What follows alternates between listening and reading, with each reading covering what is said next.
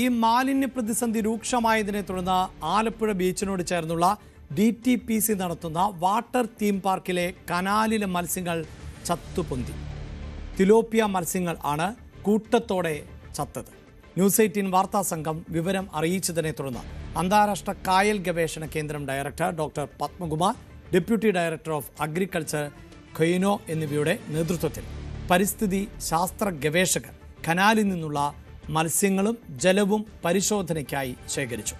വെള്ളത്തിൽ ജൈവമാലിന്യത്തിൻ്റെ അളവ് കൂടിയതിനാൽ ഏകകോശ പരാദജീവികളുടെ ആക്രമണം മൂലമാണ് ഈ മത്സ്യങ്ങൾ ചത്തുപൊന്തുന്നത് എന്നാണ് ഗവേഷണ കേന്ദ്രം അറിയിച്ചത്. വെള്ളവുമായി ബന്ധപ്പെട്ട് കുട്ടികൾക്കായുള്ള റൈഡുകൾ നടക്കുന്ന ഭാഗത്തെ മത്സ്യങ്ങൾ ആണ് ഈ നിലയിൽ ചത്തുപൊന്തിയത്. അടിയന്തര ശുചീകരണം നടത്താതെ ജലത്തിൽ കുട്ടികൾ സ്പർശിക്കുക പോലും ചെയ്യരുത് എന്നാണ് ഗവേഷണ കേന്ദ്രം അറിയിക്കുന്നത്.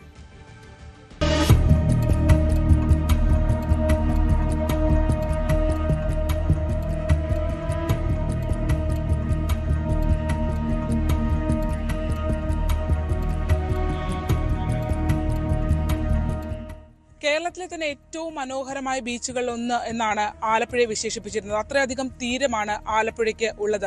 ആ പഞ്ചാര മണൽ വിതറിയ ആ ബീച്ചിന് എന്ത് സംഭവിച്ചു? അതിരൂക്ഷമായ മാലിന്യ പ്രശ്നമാണ് ആലപ്പുഴ ബീച്ചും പരിസര പ്രദേശങ്ങളിലും ഉള്ളത്. നമ്മൾ ഇപ്പോൾ ഉള്ളത് ആലപ്പുഴ ബീച്ചിനോട് ചേർന്നിട്ട് ഉള്ള ഒരു കനാൽ ഭാഗത്താണ്. ദൃശ്യങ്ങൾ കാണുന്നത് പോലെ നിരവധി മത്സ്യങ്ങളാണ് ഇവിടെ ചത്ത് പൊന്തിക്കൊണ്ടിരിക്കുന്ന ഒരു സാഹചര്യം ഉള്ളത്. ഈ കനാലിൽ കാണാം മത്സ്യങ്ങൾ ചത്ത് പൊന്തി. അതിരൂക്ഷമായ ദുർഗന്ധം കൂടി ഇവിടെ അനുഭവപ്പെടുന്നു എന്നുള്ളതാണ്. ഇങ്ങനെ ഒരു സാഹചര്യം, അതായത് തൊട്ടപ്പുറത്ത് മണലിൽ മുഴുവൻ മാലിന്യമാണ്. ഇപ്പോൾ ഈ കനാൽ ഭാഗത്ത് കൂടി മത്സ്യങ്ങൾ ചത്തു വന്ന ഒരു സാഹചര്യം വന്നു. അപ്പോൾ ഇതിനൊരു ദുരിതം പേരേണ്ട അവസ്ഥ ആലപ്പുഴയ്ക്ക് വന്നു അല്ലേ? ഇവിടെ എന്ന് പറയുന്നത് ഈ ടൂറിസം മേഖലയുമായിട്ട് ബന്ധപ്പെട്ട് പ്രവർത്തിക്കുന്ന ഒരു സ്ഥാപനമാണിത്. നൂറുകണക്കിന് കുട്ടികളുടെ ഒരു പാർക്കാണിത്. ഇവിടെ ഇതിൻ്റെ അകത്തൊരു വിഷയം എന്ന് പറയുന്നത് ഇപ്പോൾ 1-2 ദിവസമായി ഈ മത്സ്യങ്ങൾ ഇങ്ങനെ ചത്തുപൊങ്ങുന്നു. കുട്ടികളാണ് ഇവിടെ ഈ നിങ്ങൾ കാണുക, ഈ ബോട്ടിങ് നടത്തുന്ന കുട്ടികളാണ്. അത് വളരെ ഗൗരവമാണ് ഇങ്ങനത്തെ ഒരു വിഷയം. കാരണം ഇതിൻ്റെ കളർ കണ്ട, ഈ വെള്ളത്തിൻ്റെ കളർ കണ്ട. കാരണം നമ്മൾ ഒരു സ്ഥലത്ത് ഈ ആലപ്പുഴ ഇപ്പോൾ ഒരു പ്രധാനപ്പെട്ട ശാപം എന്ന് പറയുന്നത്, ഇപ്പോൾ ഒരു സ്ഥലത്ത് കിഴക്ക് വശത്ത് ഈ മാലിന്യ കനാല്, തൊട്ട് പടിഞ്ഞാറ് വശം എന്ന് പറഞ്ഞാൽ മാലിന്യ കൂമ്പാരം കൊണ്ട് ആ മണ്ണിൻ്റെ കളർ പോലും മാറി, മണ്ണിൻ്റെ നിറം പോലും മാറിയ ഒരവസ്ഥയാണ് നമുക്ക് കാണാൻ കഴിയുന്നത്.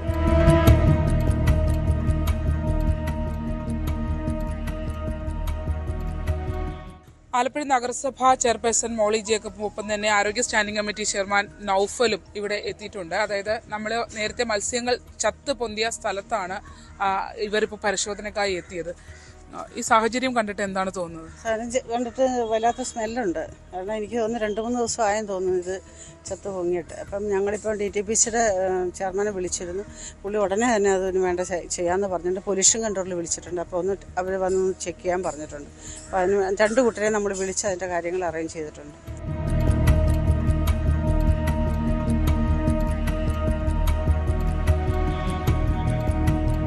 സർ, എന്താ പരിശോധനയിൽ എന്താണ് കാണുന്നത്?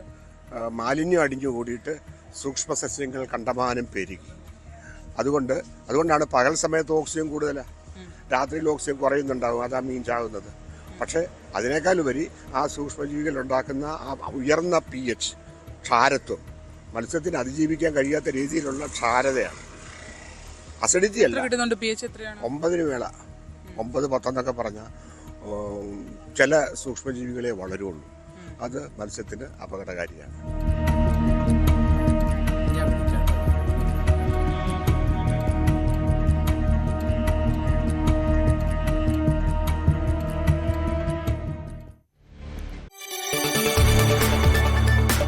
കൂടുതൽ വാർത്തകൾക്ക് news 18 Keralam YouTube channel subscribe ചെയ്യുക.